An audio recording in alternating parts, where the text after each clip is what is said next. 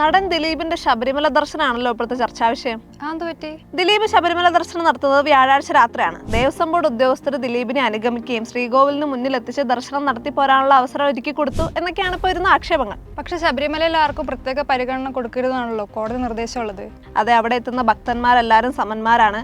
എല്ലാവർക്കും virtual queue വഴിയാണ് ദർശനം ഒരുക്കിയിരിക്കുന്നത്. ആ രീതിയിൽ തന്നെ കാര്യങ്ങൾ നടന്നു പോകണമെന്ന് കോടതി നേരത്തെ വ്യക്തമാക്കിയിരുന്നു. അതുകൊണ്ട് തന്നെ ഇപ്പോൾ ദിലീപിന് കിട്ടിയിരിക്കുന്ന ഈ പ്രത്യേക പരിഗണനയെ കോടതി വിമർശിച്ചിട്ടുണ്ട്. അതിന് പിന്നാലെ തിരുവിതാംകൂർ ദേവസ്വം ബോർഡ് ഈ വിഷയത്തിൽ അന്വേഷണം ആരംഭിച്ചിട്ടുണ്ട്.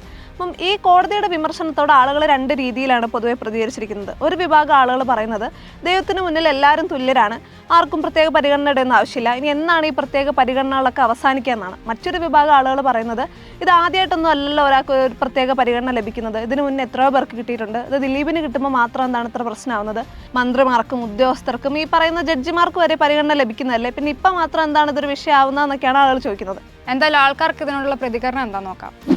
അയ്യപ്പ സന്നിധിയിൽ എല്ലാവരും തുല്യരാണ്, ഇങ്ങനെ VIP VVIP സംവിധാനം ആവശ്യമില്ല. വേറെ ആൾ പറഞ്ഞത് നാളെ പിണറായി പോയാലും VIP ദർശനം അനുവദിക്കും, ഇല്ലെങ്കിൽ അത് പൂർണ്ണമായും നിർത്തലാക്കണം.